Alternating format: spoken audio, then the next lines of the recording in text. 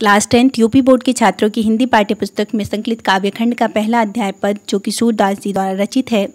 हम 7वें पद्यांश की ओर चलते हैं। इससे पहले हमने 2 भाग में 6 पद्यांश की व्याख्या को साझा किया। अगर आपने वह वीडियो नहीं देखा है तो आप हमें कमेंट सेक्शन में बताएं, हम वहां आपको लिंक प्रोवाइड कर देंगे। तो आइए देखते हैं बिना किसी देरी के 7वां पद्यांश की व्याख्या, जो कि इस प्रकार है।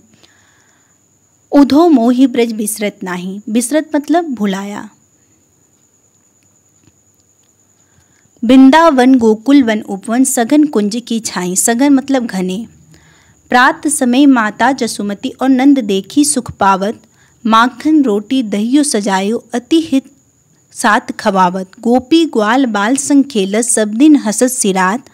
सिरात मतलब व्यतीत करना।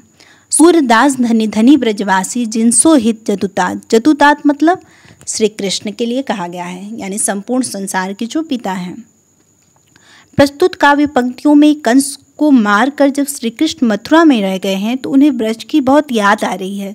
तो अपने परम मित्र उधो से कहते हैं कि उधो मोहि ब्रज बिसरत नाही। हे उधो, मुझे ब्रज की बड़ी याद आ रही है और ब्रज मुझसे भुलाए नहीं भूल पाता है। वृंदावन गोकुल वन उपवन सघन कुंज की छाई। आज मुझे वृंदावन गोकुल वन उपवन और घने कुंज की छाया, यह सभी के सुख सता रहे हैं। प्रात समय माता जसुमती। जब मैं ब्रज में होता था तो प्रातः काल में माता यशोदा और नंद देखी सुख पावन और नंद जी के दर्शन कर अत्यंत ही आनंद प्राप्त करता था। माखन रोटी दहियो सजायो अति हित साथ खवावत। माता यशोदा माखन रोटी और दही सजाकर अत्यंत ही प्रेम से मुझे खिलाती थी। गोपी ग्वाल बाल संग खेलत सब दिन हसत सिरात। मैं वहाँ गोपी ग्वाल बाल संग खेलत सब दिन हसत सिरात। जब मैं वहाँ रहता था तो मैं नित्य गोपियों ग्वालों के बच्चों के साथ खेलकर सारा दिन व्यतीत करता था हंसते हुए। सूरदास धनी धनी ब्रजवासी जिनसो हित जदुतात। सूरदास जी कहती हैं कि उन ब्रजवासियों का जीवन धनी धनी यानी धन्य है, जिनसो हित जदुतात। जदुतात मतलब श्री कृष्ण जिनसे इतना स्नेह रखते हैं। प्रस्तुत काव्य पंक्तियों में श्री कृष्ण का मातृभूमि ब्रज के प्रति अनुराग का वर्णन किया गया है, साथ ही अलंकार अनुप्रास है। आइए देखते हैं अगले पद्यांश की व्याख्या। उधो मन न भये 10-20। एक हो तो सो गयो श्याम संग को अवराधे ईस। इंद्रिय शिथिल भई के सो बिनु जो देही बिनु शीस। आशा लागी रहती तन श्वासा दिवही कोटि बरीस। तुम तो सखा श्याम सुंदर के सकल जोग के ईस। शूर हमारे नंदन बिनु और नहीं जगदीश।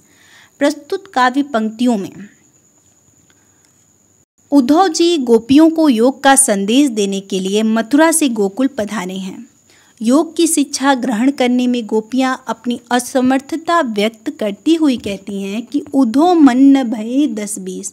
हे उद्धव, हमारे पास 10-20 मन नहीं है। एक हो तो सो गयो श्याम संग। कहती हैं कि हमारे पास 10-20 मन नहीं है, एक ही मन था जो कि श्री कृष्ण के साथ ही चला गया मथुरा। को और राधे ईस। और राधे मतलब उपासना करना। अब आप ही बताओ कि हम किस हृदय से ईश्वर की आराधना करें, मतलब निराकार ब्रह्मा की आराधना करें। इंद्रिय शिथिल भई के शोभिन। कहती हैं कि कृष्ण के बिना तो हमारी सारी इंद्रियां शिथिल हो गई हैं। जो देही बिनु शीस। कहते हैं कि जिस प्रकार से बिना सिर का धड़ होता है, उसी प्रकार से हमारी सारी इंद्रियां श्री कृष्ण के बिना शिथिल पड़ गई हैं। आशा लागी रहती तन श्वासा। तन मतलब शरीर, श्वासा मतलब श्वास।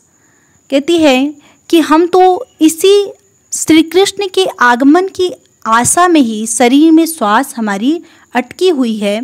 जीवही कोटि बरीस। और इसी आशा के साथ हम कोटि यानी करोड़ों वर्ष तक जीवित रह सकती हैं। तुम तो सखा श्याम सुंदर के। आगे गोपियाँ कहती हैं कि हे उद्धव, तुम तो श्याम सुंदर के घनिष्ठ मित्र हो, सकल जोग के ईश और सारे योगों को जानने वाले हो। सूर हमारे नंद नंदन बिनु और नहीं जगदीश। वो अपनी असमर्थता जताती हैं उद्धव के सामने कि हम निराकार ब्रह्मा की उपासना नहीं कर सकते, इसलिए वो कहती हैं कि हे उद्धव, तुम तो श्याम सुंदर के घनिष्ठम मित्र हो और सारे योगों के ईश्वर हो या जानकार हो। सूर हमारे नंद नंदन बिनु और नहीं जगदीश। सूरदास जी आगे पंक्तियों में लिखते हैं कि गोपियाँ कहती हैं कि इतना जान लीजिए आप कि नंद नंदन, नंद बाबा के पुत्र अर्थात श्री कृष्ण के बिना और नहीं जगदीश, हमारे लिए कोई दूसरा ईश्वर नहीं है। नौवां पद्यांश की व्याख्या जो कि इस प्रकार है। उद्धव जाहु तुम ही हम जाने, श्याम तुम ही है कौन नहीं पठियो, तुम हो बीच भुलाने। ब्रज नारिन सो जोग कहत हो, बात कहत न लजाने। बड़े लोग न विवेक तुम्हारे, ऐसे भय अयाने। हमसो कही लई हम सही के, जिय गुनी लेहु सयाने। कह अबला कह दशा दिगंबर, मष्ट करो पहचाने। साच कहो तुमको अपनी सो, बूझती बात निदाने। सूर्य श्याम जब तुम ही पठयो, तब न केहू मुस्काने। गोपियाँ जो हैं वो उद्धव से कहती हैं कि हे उद्धव, जाहु तुम ही हम जाने। हे उद्धव, हम सभी आपकी चाल समझ गई हैं। जाओ तुम ही हम जाने, यानी कि आपकी जो चाल है हमें आकर निराकार ब्रह्मा की उपासना में लगाना और कृष्ण को भुलवाना, ये सब हम समझ गई हैं। श्याम तुम ही हो को नहीं पठियो, तुम हो बीच भुलाने। श्याम अर्थात श्री कृष्ण ने तुम्हें यहाँ के लिए नहीं भेजा, तुम हो बीच भुलाने, आप बीच में ही भुलवा देने के लिए पहुँच गए हैं। कहती हैं गोपियाँ कि श्री कृष्ण ने आपको यहाँ के लिए कदापि नहीं भेजा होगा, आप ही बीच में ही भुलावा देने के लिए पहुँच गए हैं। ब्रज नारिन सो जोग कहत हो, बात कहत न लजाने। आप ब्रज बालाओं से योग साधना, जोग मतलब योग साधना की बात कहते हो क्या? यह बात कहते हुए आपको लजाने मतलब शर्म नहीं आती? बड़े लोग न विवेक तुम्हारे, आप सयाने तो जरूर हैं लेकिन विवेक से शून्य हैं। ऐसे भय अयाने, अयाने मतलब अज्ञानी, इसलिए आप हमें अज्ञानी लगते हैं और इसी वजह से आप क्या कर रहे हैं? अविवेकपूर्ण बातें कर रहे हैं। अविवेकपूर्ण बातों से तात्पर्य यह है कि गोपियों से जब उद्धव जी निराकार ब्रह्मा की उपासना के लिए कहते हैं तो गोपियाँ उनसे कहती हैं कि ब्रज नारिन सो जोग कहत हो, आप ब्रज की नारियों को योग साधना में लिप्त रहने के लिए कहते हो। बात कहत न लजाने, क्या आपको यह बात कहते हो शर्म नहीं आती? बड़े लोग न विवेक तुम्हारे, आप सयाने हैं फिर भी लगता है विवेक से शून्य हैं। ऐसे भय अयाने, अयाने मतलब अज्ञानी, इसीलिए आप अज्ञानियों की तरह बातें कर रहे हैं। हम सो कही लई हम सही ले, कहती हैं गोपियाँ कि आपने जो कुछ भी कहा हम लोगों ने उसे सह लिया।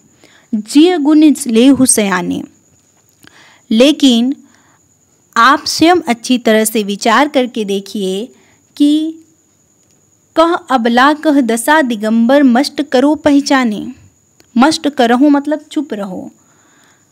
कहती हैं कि आप खुद ही विचार करके देखिए कि आपने कहाँ तक उचित कहा है। हम लोग स्त्री हैं और आप हमें योगियों की तरह संदेश दे रहे हैं। साच कहो, कहती हैं कि कह अबला कह दशा दिगंबर, कहाँ हम स्त्रियां हैं और आप हमें योगियों की तरह संदेश दे रहे हैं। मष्ट करो पहचाने, इस स्थिति को भला हम सभी कहाँ तक अपना सकती हैं। मष्ट करो मतलब चुप रहो। कहती हैं आगे गोपियाँ कि आप शांत हो जाइए और सोचिए। साच कहो तुमको अपनी सो, बूझती बात निदाने। अगली पंक्तियों में गोपियाँ जो हैं वह कहती हैं उद्धव से कि साच कहो तुमको अपनी सो, अच्छा, अब आप सच सच बताइए, आपको हमारी सौगंध है, सौ मतलब सौगंध है, बूझती बात निधाने। हम आपसे एक बात पूछती हैं, सूर्य श्याम जब तुम ही पठायो, तब नैके हूँ मुस्काने। नैके हूँ मतलब तनिक भी। कहती हैं कि सूरदास जी जब श्री कृष्ण ने आपको, सूरदास जी लिखते हैं कि श्याम जब तुम ही पठायो, श्री कृष्ण ने आपको यहाँ के लिए भेजा, तो क्या वो तनिक भी मुस्कुराए थे? न क्यों मतलब तनिक भी, थोड़ा सा भी मुस्कुराए थे या नहीं? यदि उस समय वे थोड़ा भी मुस्कुराए होंगे तो बस समझ लीजिए कि उन्होंने आपसे मजाक किया है। प्रस्तुत काव्य पंक्तियों में अलंकार वक्रोक्ति है। आज के लिए बस इतना ही। एक बार पुनः हम आपसे जुड़ेंगे आगे की व्याख्या को लेकर। तब तक के लिए धन्यवाद। जय हिंद, महादेव। घर रहें, सुरक्षित रहें।